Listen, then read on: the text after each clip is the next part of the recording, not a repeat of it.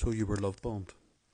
Now we understand that narcissistic abuse it goes through certain types of cycles, and one of the cycles is hypercathexis, this full-on emotional investment.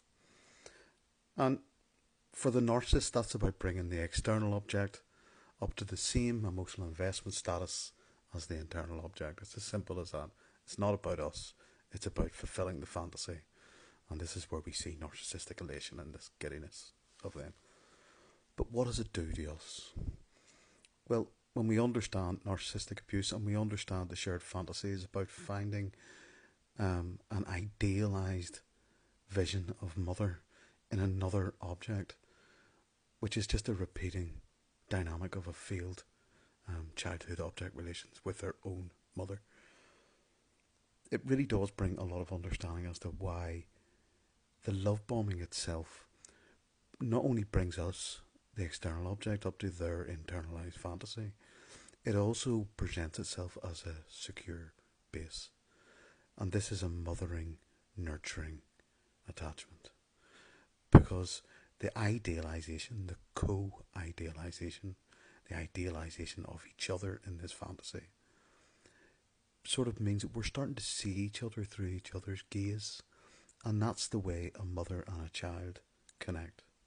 The baby sees itself through the mother's eyes, and the mother sees itself as a mother through the child's eyes. So this attachment, this connection, this bond is intrinsically, biologically hammered into us as children because we're object seeking. And that means our object seeking and our ability to have positive and negative affect means that we can love and build a sense of family and community.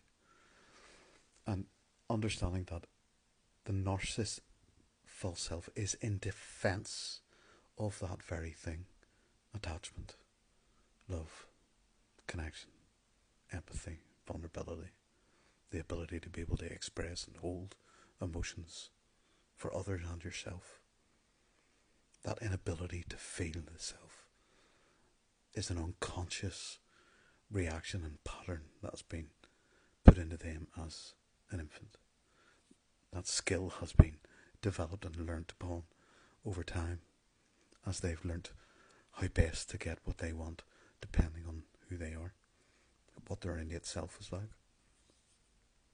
The thing about narcissistic abuse is that you're going to go through these massive periods of discovery, of peeling back the layers of toxicity and patterns and indiscretions and your own internalizations and self-beliefs about the environment and yourself in relation to the environment and the people in it, which includes the narcissist, and that includes you.